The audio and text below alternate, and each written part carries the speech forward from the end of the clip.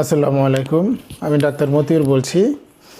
তো হোমিওপ্যাথি চিকিৎসা সম্পর্কে অনেকেই জানতে চায় যে আসলে এখানে কি কি রোগের চিকিৎসা হয়ে থাকে। খুব সহজ এবং সংক্ষিপ্তভাবে যদি উত্তর দিই, অ্যালোপ্যাথিক মেডিকেল সায়েন্সে ঔষধের মাধ্যমে যেই সকল রোগের চিকিৎসা দেওয়া হয়ে থাকে এবং আমরা যে সকল রোগের চিকিৎসা অ্যালোপ্যাথিক মেডিকেল সায়েন্স থেকে আশা করে থাকি, অনুরূপভাবে হোমিওপ্যাথি ওষুধ দ্বারা ওই সকল রোগের চিকিৎসা করা সম্ভব। এরপর যদি আমি বলি, অনেকেই বলে বা অনেকেই মনে করে যে হোমিওপ্যাথিতে শুধুমাত্র বাচ্চাদের সুন্দর চিকিৎসা সম্ভব, অন্যদের নয়। এখানে আমরা বলি আবাল বৃদ্ধ বনিতা। এখানে শিশু একদিনের বাচ্চা থেকে শুরু করে 80-90 বছর, অশীতিপর বৃদ্ধ পর্যন্ত আল্লাহর রহমতে সকল বয়সের মানুষের জন্যই খুব সুন্দর চিকিৎসা আছে।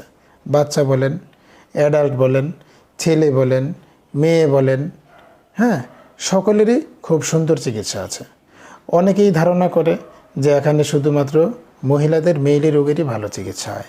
অনেকে মনে করে হোমিওপ্যাথিতে শুধু টিউমারের ভালো চিকিৎসা হয়। অনেকে মনে করে যারা অ্যালোপ্যাথিক ওষুধ খুব কম খায় তাদের জন্যই হোমিওপ্যাথিতে ভালো চিকিৎসা হয়, অন্যদের আর হয় না। অনেকে মনে করে অ্যালোপ্যাথিক যারা রেগুলার খায় এদের হোমিওপ্যাথিতে ওষুধ আসলে কাজই করে না। এগুলো হলো আমাদের সমাজে ছড়ানো বিভিন্ন রিউমার। আমি এমনও পেশেন্ট দেখেছি, ক্যান্সারের পেশেন্ট কেমোথেরাপি নিচ্ছে, কত পাওয়ারফুল ওষুধ দিচ্ছে, তাহলে কেমোথেরাপি নেওয়ার পরেও তার প্রচণ্ড কাশি, ওই কাশির জন্য হোমিওপ্যাথি মেডিসিন ব্যবহার করা হয়েছে, আল্লাহর মধ্যে কাশি আরোগ্য হয়ে গেছে। তো যে অনকোলজিস্ট তাকে কেমো দিচ্ছিল উনি তাকে খুব পাওয়ারফুল অ্যান্টিবায়োটিকও দিয়েছিল কাশির জন্য, কিন্তু কাশি কমে নাই। তো পরে উনি জিজ্ঞাসা করলো, আপনার তো প্রচণ্ড কাশি ছিল গত সপ্তাহে, তো কাশি কীভাবে কমলো? তো বললো হোমিওপ্যাথি ওষুধ খেয়েছি, কাশি কমে গেছে। তো উনি যার পর নয় অবাক, এবং ওনার সাথে আমার বেশ ঘনিষ্ঠতা আছে। উনি পরবর্তীতে অনকোলজিস্ট সাহেব আমার কাছে চেয়েছিল, বেশ কিছু বই চেয়েছিল, বললো আসলে হোমিওপ্যাথিতে এইরকম সিভিয়ার লেভেলের কাশি ভালো হয়ে গেলো 1 সপ্তাহের ভিতরে, আমাকে কিছু আপনি বই টই দিয়ে আমি পড়বো এই জন্য। তা আসলে সকল বয়সের, সকল শ্রেণী পেশার, সকল রোগের জন্যই হোমিওপ্যাথিতে খুব সুন্দর চিকিৎসা আছে। তো খুব সুন্দর চিকিৎসাটা আমরা কখন পাব? যখন আমাদের কোনো রোগ হয় তখন আমরা কাল বিলম্ব না করে ভালো হোমিও ডাক্তারের শরণাপন্ন হলে আমরা খুব ভালো রেজাল্ট পাব এবং খুব স্বল্প সময়ের ভিতরে আমরা আরোগ্য হতে পারবো ইনশাল্লাহ। কিন্তু আমাদের যে অভ্যাস, যে কোনো একটা রোগ হলে আগে অ্যালোপ্যাথি ডাক্তার থেকে শুরু করে অন্যান্য যা আছে সব শেষ করব।